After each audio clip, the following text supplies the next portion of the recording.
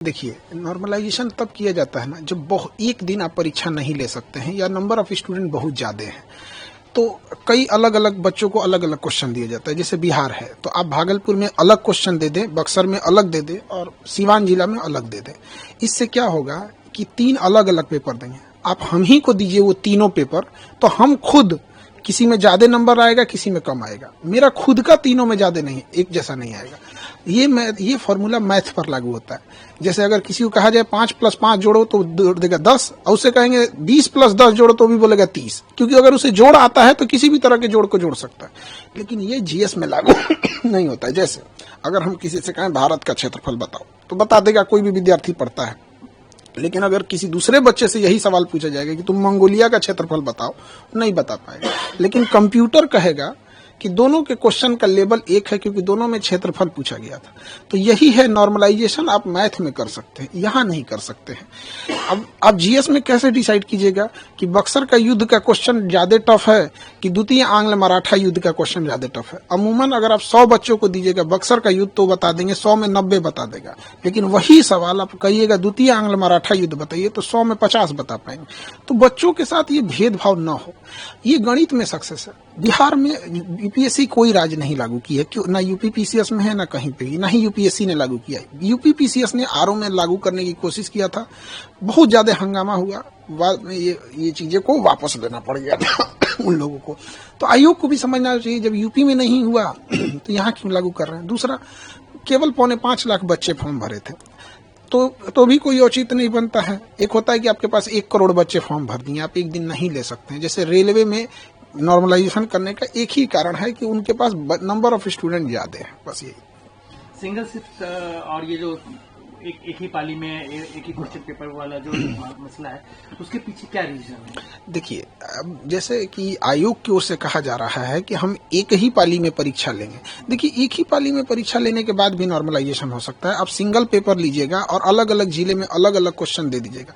दूसरा, एक सबसे बड़ा इसका कारण क्या है, आयोग खुद डिसाइड करता है वो किसका जवाब देगा, किसका जवाब नहीं देगा। उसे स्टूडेंट के टेंशन से कोई मतलब नहीं है। जैसे ये सितंबर में परीक्षा होने वाली थी, फिर बाढ़ वगैरह के कारण नवंबर गई, फिर दिसंबर गई। शुरुआत में एक नोटिफिकेशन जारी किया गया, पूरे अखबार में चलाया गया कि 38 जिले का क्वेश्चन अलग अलग रहेगा। ये 2 महीने से बीपीएससी के टीचर और स्टूडेंट एक मेंटल ट्रोमा से गुजर रहे हैं। पहली बार होगा 38 जिला का क्वेश्चन अलग अलग हो जाएगा। आयोग का कहना है क्या कि इससे पेपर लीक नहीं होगा। तो एक पेपर लीक एक समस्या जैसी भयावह है, वैसे ही नॉर्मलाइजेशन एक भयावह समस्या। अब हमसे कोई कहे कि आपका दाहिना आंख फोड़े कि बायां आंख फोड़े, काहे फोड़ोगे भाई? तो आप अपनी व्यवस्था सही रखिए, पेपर न लीक हो यहाँ पर। उसके बाद हुआ कि नहीं, 3 पेपर लेंगे। उसके बाद हम लोगों की मीटिंग भी बुलाई गई थी, तो उन्होंने हमें समझाया भी था कि देखिए, नॉर्मलाइजेशन की प्रक्रिया ठीक है। हम लोगों ने कहा था ये मैथ के लिए ठीक है। अब जैसे साड़ी भारतीय ड्रेस है तो महिलाओं के लिए ठीक है। अब आप ये कहिएगा कि खान सर कह रहे हैं कि साड़ी एक भारतीय ड्रेस है तो क्या हम साड़ी पहन के हम घूमेंगे?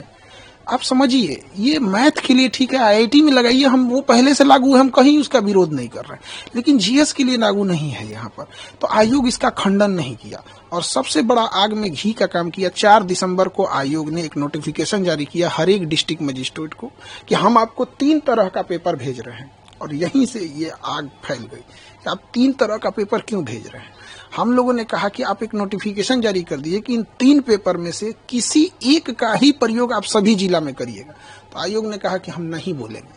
तो हम लोग को मजबूरी में जाना पड़ा और वापस वहां से लौटे इसी आधार पे कि आयोग ने शाम को 7 बजे 8 बजे के बीच में एक नोटिफिकेशन जारी किया कि हम एक ही यूज करेंगे। हमारी बात खत्म हो गई। यहाँ पर सीधी सी एक छोटा सा नोटिफिकेशन आप ऑफिशियली दे देते तो कभी बवाल नहीं होता।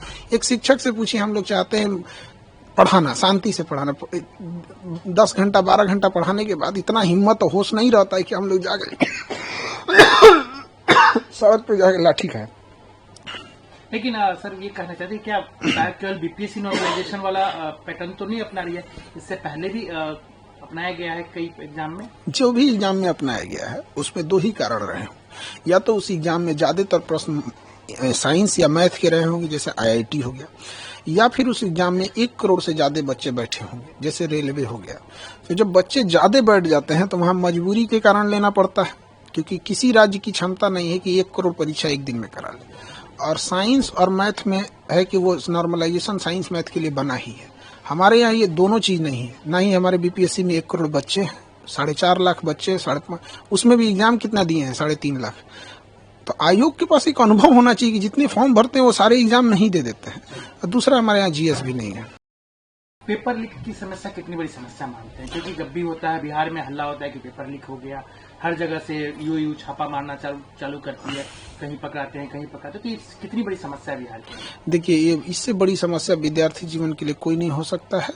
इसमें सबसे जरूरी चीज क्या है कि जिस पे शक हो उस पे नार्को टेस्ट कराया जाए। क्योंकि कई बार ऐसा क्या होता है ना कि कोई व्यक्ति खुद नहीं इन्वॉल्व होता है, लेकिन जब उसको पता होता है कि यह व्यक्ति पेपर लीक करा रहा है तो वहाँ आंख बंद कर लेता है। तो ये भी एक तरह का अपराध ही है। तो नार्को टेस्ट कराएं मीडिया के सामने, और इसके लिए कैपिटल पनिशमेंट, फांसी की सजा रखी जाए, उससे नीचे कोई सजा नहीं। ऐसा कोई प्रवोक वगैरह हम लोग नहीं कर रहे, मजबूरी थी हम लोग की, हम लोग कोई प्रवोक नहीं किए। आप गर्दनी बाग में जो बच्चे प्रोटेस्ट किए थे, आप पूछिए पुलिस से कि एक गमला भी तोड़ा है बच्चों ने, एक गमला भी तोड़ा होगा तो हम बच्चों की जिम्मेदारी ले लेते। उन्होंने कुछ नहीं किया यहाँ पे, तो हम लोग ने कोई भी प्रवोक नहीं किया था इस तरह का।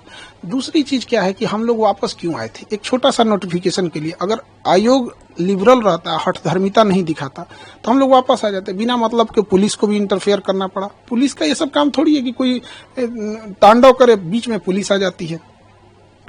आप मानते हैं कि ठीक है, बच्चे हैं, उनका जब हक मारा जाएगा तो प्रोटेस्ट करेंगे, क्या और क्या करेंगे, ईटा पत्थर तो चलाएंगे नहीं।